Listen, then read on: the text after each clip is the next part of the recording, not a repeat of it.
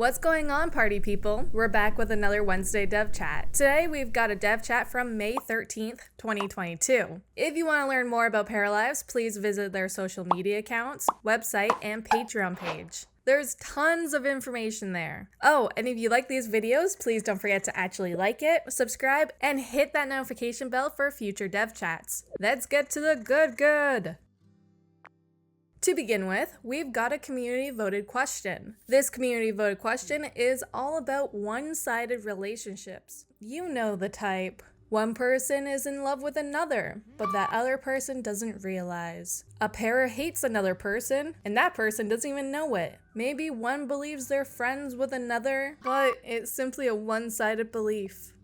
Nothing is confirmed, but this one-sided relationship type situation is being considered.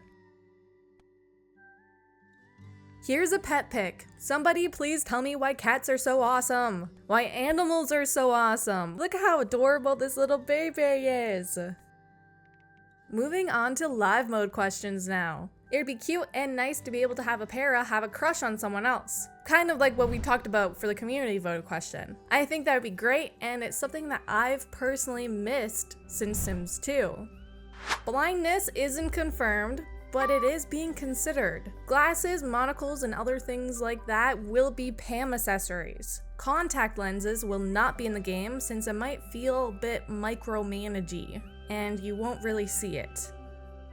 Nothing is confirmed yet, but stimming might be an idle animation and there might be some sort of hyper focus on things. These won't be attached to any diagnosis or checkbox. It might be a personality trait customization or idle customization. Modders might be able to add in additional dog breeds. However, you might not be able to add in things like werewolves or vampires. This is because it would be pretty difficult to do, since there won't be a base game version of that to kind of build it off of.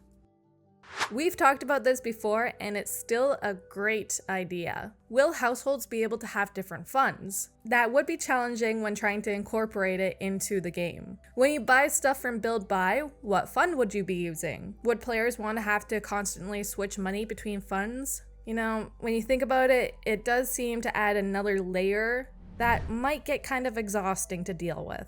I do like the idea of teens or children saving up their money in a piggy bank. Pathfinding seems interesting. How do you ensure the para gets to wherever they're going through the fastest pathway, but without going through someone's garden or pool or jaywalking? If there are multiple doors on a building, how does the game determine what one they should go to? Like Jeremy said, there's much to think about in regards to this. Our last category today will be build mode. I know that Shadow Rose linked a Lil Simsy video, but I also have a short that's all about floor building tips. I'll link it down below for anyone who is interested in watching that. Anywho, going back to the question, they want to know if players will be able to have diagonal floor patterns and if it'll be possible to create a wraparound porch similar to the one in the video. Players will be able to rotate the flooring in all directions. It shouldn't be hard to create diagonal flooring, and wraparound porches should be doable. Here's a photo that illustrates diagonal flooring and a wraparound floor pattern. In Paralives, there's going to be a water tool. This tool will allow players to define the water level for each hole in the terrain. This will allow you to create various different ponds or lakes at different heights. Players will be able to offset an object to place it above or below ground. Does this mean you could accidentally place something below ground and forget about it? Maybe. It depends on how the basements will work. Maybe there'll be an option to remove hidden objects. Right now, it's not confirmed how that concern will be addressed. I want to say that I like the idea of hiding items in the ground, if it's something like a noisemaker or a fog machine, something of that sort. It's a pretty solid idea right there, to do something like that.